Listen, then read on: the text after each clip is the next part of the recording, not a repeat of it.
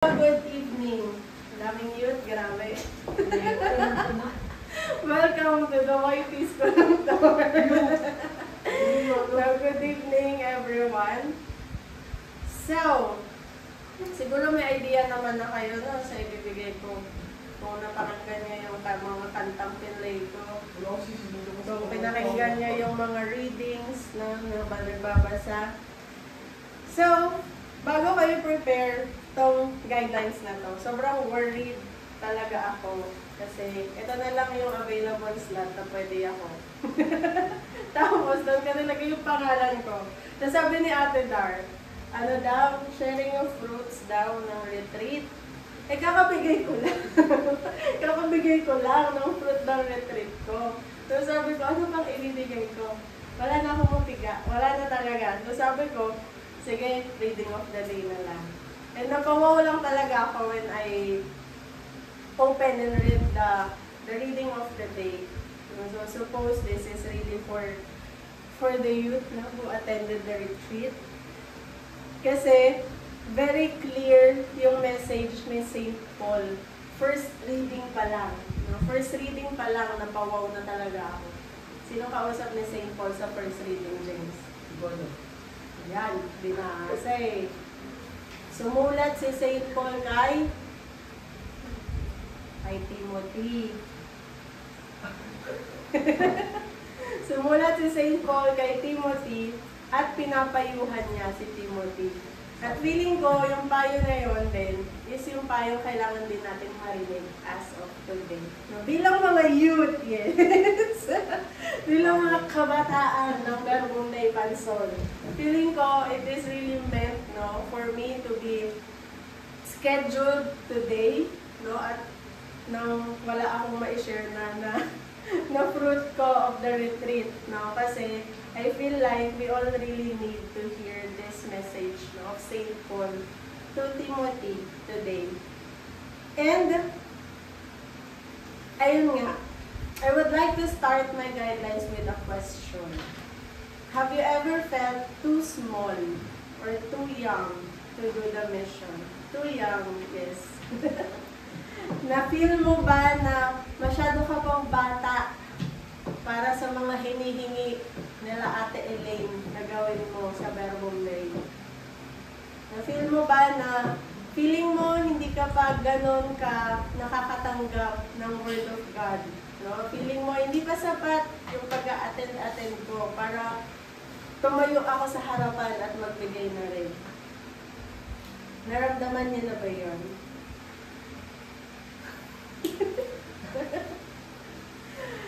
Another question is, what stops you in doing the mission? Ano ba yung nagpapatigil sa'yo? Nagpapatigil? Ano ba yung hindrance? Ano hindrance? Patagal, hadlang. Ano ba ang hadlang sa'yo para gawin mo yung mga mission mo? Ano yung hadlang sa'yo para pumunta ka ng Verbum Dei at makinig? Pwede, no? Yung tulog, pwedeng hindrance siya, no? Kasi masarap matulog. Mas masarap matulog, lalo pag umuulan, di ba? Or can be our studies. Di ba? Sobrang dami na pinapagawa ni Ma'am, ni Sir.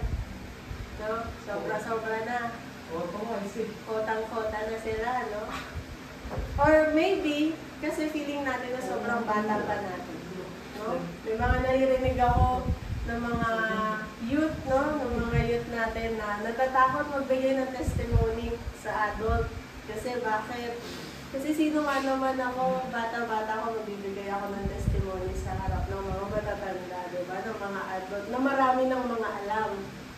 Diba? Or minsan, yung takot din, no? Takot na baka i-correct ka nila, takot na baka mali yung sinasabi mo, baka hindi yun yung gusto nilang marinig. Pero, sa ating unang pagbasa ngayong araw, makikita natin kung paanong pinayuhan ni Paul si Timothy. So, sino nga ba si Timothy? Kilala mo, James? Si Timothy ay isang batang church leader. Batang church leader noong panahon ng early Christian community. So, I don't know kung alam nyo, no? Nung panahon nila noon, yung mga matatanda lang talaga yung pinapakinggan. Yung mga lalaki yung pinapakinggan. Ganon. So si Timothy, medyo napanghihinaan siya ng loob. Kasi nga, bata siya, tapos haharap siya sa maraming matatandang tao. So feeling niya hindi siya sapat, hindi dapat siya yung humarap sa mga tao na yun. Pero, siya pa rin yung napili para i-guide yung mga nananampalataya sa Ephesus.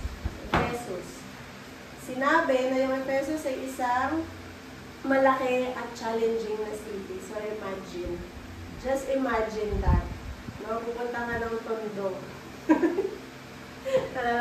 Tondo. Kapag ka may sunog. Kung gaano ka-challenging ang mga tao doon. Na imagine na ikaw yung ipapadala sa Tondo para mag-preach doon. At bata ka lang, di ba? Parang ganun yung feeling ni Timothy. So, sinabi sa kanya ni Paul, do not let anyone look down on you because you are young. Huwag mong hayaan na maliitin ka lang ng iba dahil lang sa bata ka. Instead, maging example ka sa mga believers sa pamamagitan ng salita mo, sa ugali mo, sa pagmamahal na ipapakita mo, at sa pananampalatayang meron ka. So, just wanna share, singit lang. Kasi, natuwa lang ako kanina sa chat nga ni Clark, sa GC, na meron siyang shinare na isang dating uma-attend. Picture siya, nakilala niya yung Verbum Day, yung sinabi ni Clark, taga-Verbum siya, tapos nagpakilala siya na dati siyang uma-attend sa Verbum. And this boy is actually part of our apostolate 10 years ago. 10 years ago. And doon nakamit siya ng isang taga-Verbum Day kahit hindi niya naman nakita, hindi niya naman nakilala si Clark sa Verbum Day before, pero nalaman yung taga-Verbum Day. So, nag-reminisce siya, binalikan niya lahat ng picture talaga, pinakita niya kay Clark lahat ng picture namin para lang proof, no? Na talagang kilala ko mga taga-Verbum Day. I was just so surprised, na natuwa ako. Kasi talagang kilala niya kami by name. Yung sinabi ni Clark, na naaalala niya talaga kami. So when I was just trying to reflect, reread this guidelines na pinrepare ko, this is what littleness means eh. Kasi back then, nung nag-apostolate kami sa kanila, bata pa ako noon. Bata pa. Hindi ko alam anong taon ako noon. Siguro 17, 18 years old, something like that. And wala naman kaming ginagawa talaga sa apostolate. Kasi una-una deaf apostolate yun. So hindi naman kami marunong talagang mag-sign sa harapan para magbigay ng talk sa kanila. Hindi rin naman kami marunong mag-interpret sa tabi nila. Wala kaming ginagawa talaga during the apostolate. But to wash the dishes. Naghuhugas lang kami ng plato na pinagkainan. Nagsaserve lang kami ng pagkain sa kanila after. Tapos, yun lang. Talagang yun ang ginagawa namin. Wala naman talaga kaming ginagawa na big thing sa apostolate na yun. Pero, naalala niya kami. Nakakataba ng puso lang. And I feel like very, very timely siya. Very timely siya na ngayon siya na-meet ni Clark. Before ako magbigay ng guidelines ngayon. Kasi, that's what our youthfulness can do. Yun yung nagagawa natin bilang kabataan. No, hindi man sobrang laki na nagagawa tayo ng retreat, na nagbibigay tayo ng mga talk, no, hindi man ganun kalaki yung ino-offer natin sa ministry or sa community or sa apostolates natin, it still has an impact to someone. No, nakakatuwa lang. Malinaw na sinasabi ni Paul sa ating first reading today that you only have to be an example. Be an example. You don't have to become an adult para maging example. Wait lang, saka na ako magiging mabuti pag adult na ako. Saka na ako magtitinong pag adult na ako. No. You don't have to become an adult to live out your faith. Sabi nga ni Paul, di ba? Be an example in speech. No, malilive out mo yung faith mo, may papakita mo sa mga tao yung faith mo. Sa pamamagitan ng pag-live out mo ng mga natututunan mo. No? Sa simpleng paggamit ng tamang salita. No? Ano ba yung tamang salita na sinasabi mo sa mga kaibigan mo, sa magulang mo, sa teacher mo? Ano ba yung tamang way ng pakikipag-usap? And ano ba yung tamang inuugali, no, ng isang anak ng Diyos? Totoong anak ng Diyos. No? And sabi niya rin, do not neglect the gift that you have. No? Huwag mong neglect. Huwag mong pabayaan. Huwag mong pababayaan yung mga regalo, mga talento na meron ka. You are young. No? You have the energy. You have the time, the talent, the creativity. No? Make use of those. No? Especially the time. Especially the time, because when you're working, you don't own your time anymore. So, make use of those. And lastly, sinabi ulit ni Paul, maging maingat ka sa pamumuhay at pagtuturo mo. Patuloy mong gawin ang mga bagay na ito para maligtas ka at ang mga nakikinig sa iyo. So, maging maingat sa pamumuhay at sa pagtuturo mo. So, hindi lang sa lahat ng tinuturo mo. So, sa kids, nag-kids apostolate, no? But also sa kung paano ka mamuhay. Sabi nga, practice what you preach. Sabi nga nila. No? But you might ask me, pero paano ate kung hindi naman nakikita yung mga effort namin? No? Our little efforts. No? Yung simpleng pagsisita sa mga kids, pagka maingay, no? Yung simpleng pag-aayos ng upuan, bago mag-start yung song. These are little efforts, no? Pero paano kung hindi nakikita yun? No? Paano kung tinatry mo naman yung best mo to live out the gospel, pero lagi na lang yung mali yung nakikita sa'yo? No? Lagi na lang yung kakulitan yung nakikita sa'yo, yung palpak, no? Lagi na lang yung mga pangit sa'yo yung nakikita sa'yo.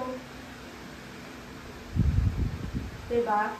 Minsan, sa 4 na araw ng pag-attend mo sa verbum, yung isang araw na hindi ka umattend, yun pa yung napansin nila na wala ka, di ba? Maraming bagay na makaka-relate pa tayo, no? Ako, I'd like to share something, no, that I can relate to. I can still remember, no, working in a mission, we prepared a lot, no? Maraming meeting, maraming school of talks, maraming preparation, no? Maraming pag-prepare, especially yung pag-prepare ng talk, pag-practice ng animation, no? Pag-decorate ng mga gagamitin. And nagawa namin din yung mission on the day itself. And sobrang naging masaya naman yung mga participants namin. Very interactive sila, nakarelate sila sa mga share naming stories. No, sobrang saya nila, sobrang thankful sila na pumunta kami sa lugar nila. But, after namin ibigay lahat ng effort namin na yun, in the end, pinagalitan lang kami. Pinagalitan kami, bakit? Kasi ang tagal namin magligpit. No? We did our best, pero in the end, yung kakulangan lang namin yung nakita sa amin.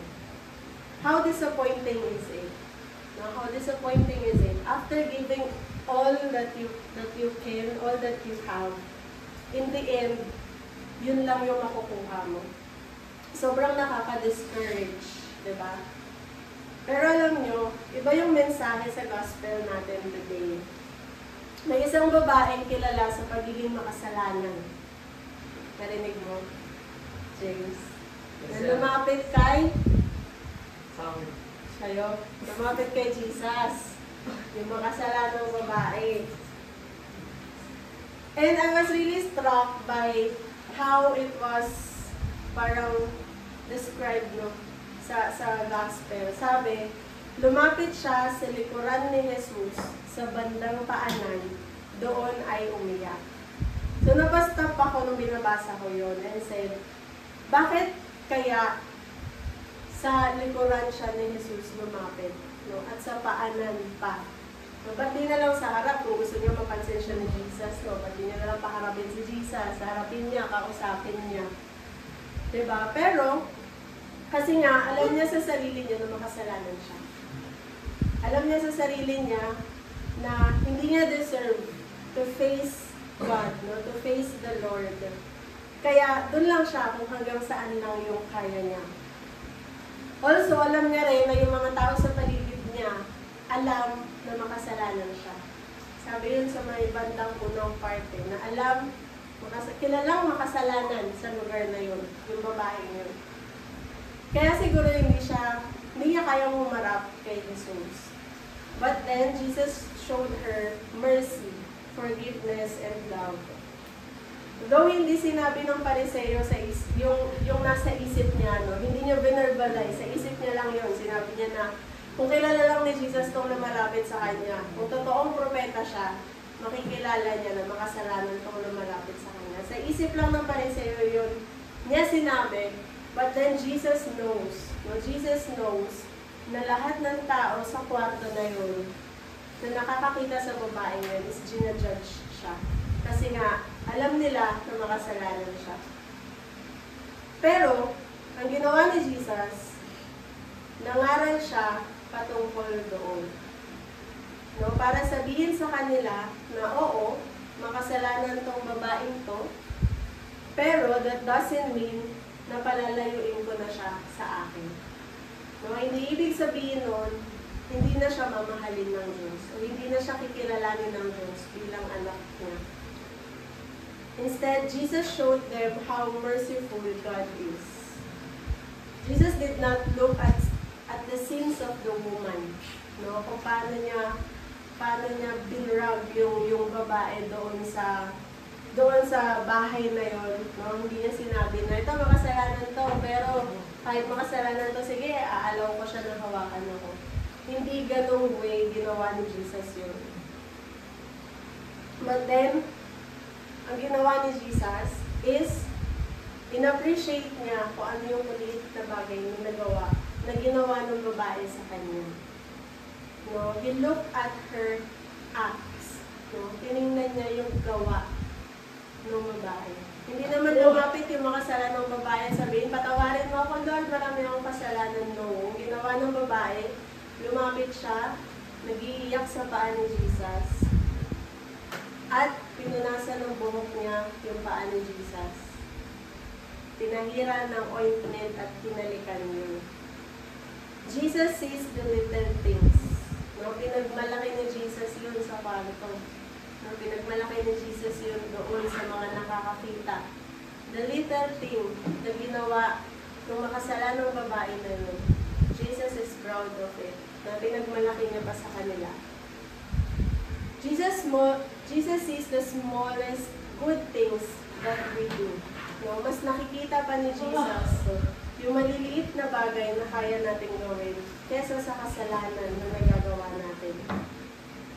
He sees our strengths, our capabilities, our talents, rather than our insecurities. He sees light in our storms. He offers love in our brokenness. He gives us faith when we are about to give up.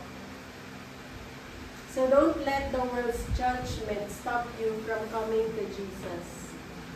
What matters is forgiveness and love. Yun yung tinuturo niya sa atin sa gospel ngayon. At kung gaano ka pinatawad, ganoon ka dapat magmahal. No? As a youth, you can show authentic love and faith even if other underestimate you. Your faith and love today can inspire others more than you realize. You just don't know, no? Kagaya nga ng sharing ko doon sa deaf namin, no? Madami sila, sobrang dami nila. And wala na kaming contact talaga sa kanila, no? Pero hearing that he still misses going to the community, no? He misses us, yung mga facilitators nila before. We don't know that yung simpleng act namin sa kanila, no? Simpleng pag-struggle kung paano mag-sign language kasi mahirap talaga. Ang hirap talaga nilang intindihin. Ang hirap din talagang makipag-communicate, no? Tsaga-tsaga kami, sulat-sulat. Medyo wala pang cellphone nung time na yun eh. Sulat-sulat sa notebook kung anong gusto mong sabihin sa kanila. But those little acts, no, those little, parang little ways namin, no, to communicate with them, they really appreciate it. And they really appreciate it. And hanggang ngayon, imagine 10 years ago, no, they still remember it. So don't underestimate, no, the love and care that you are showing in the world of today. No, hindi mo alam kung sino yung natatouch mo. Hindi mo alam kung sino yung dadalhin yun. Yung maliit na pagmamahal na yun, dadalhin yun hanggang sa pagtanda nila. And nakalimutan ko manggitin, no, ang title ng aking guidelines, very short and quick because I have alpha pa, is never too young, never too broken. You are never too young and never too broken to be used by God. So let us just allow God to use our life.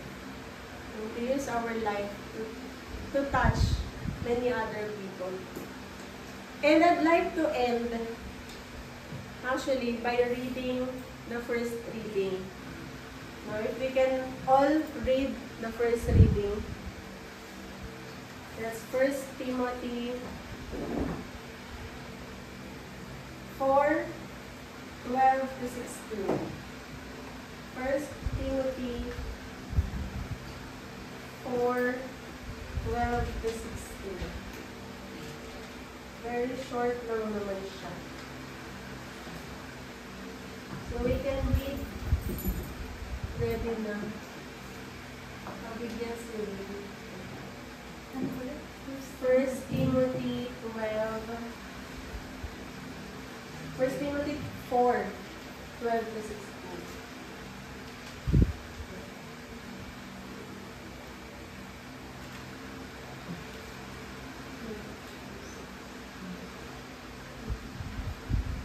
Basahin ulit natin kung ano yung pinapayo ni St. Paul para sa atin, ng mga kabataan. All together. Huwag mong hayaang hamakin ka ninuman dahil sa iyong kabataan. Sa halip, sikapin mo maging halimbawa sa mga mananampalataya sa iyong pagsasalita, pag-uugali, pag-ibig, mananampalataya at malinis na pamumuhay. Habang wala pa ako riyan, iukol mo ang iyong panahon sa pagbabasa ng kasulatan sa harap ng mga tao, sa pangangaral at sa pagtuturo.